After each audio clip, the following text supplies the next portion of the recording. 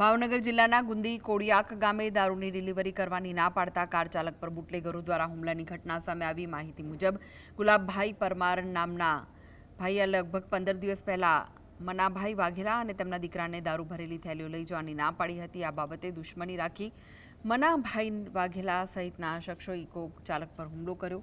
બચાવવા આવેલા તેના પિતા અને ભાઈ પર પણ હુમલો કરવામાં આવ્યો। ઇજાગ્રસ્તોને સારવાર માટે સટી હોસ્પિટલ ખસેડાયા। પોલીસે ગુનો નોંધી વધુ તપાસ હાથ ધરી છે।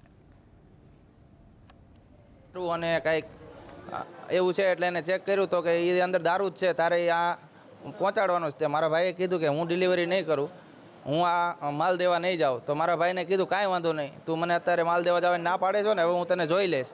એ વાતને આજે 15 દિવસ થઈ ગયા અને મારા ભાઈએ આવીને ઘરે અમને બધાને વાત કરી કે આ ભાઈએ મને મનાભાઈ છે એને મને આવી રીતના ધમકી આપી છે કે હવે હું તને જોઈ લઈશ।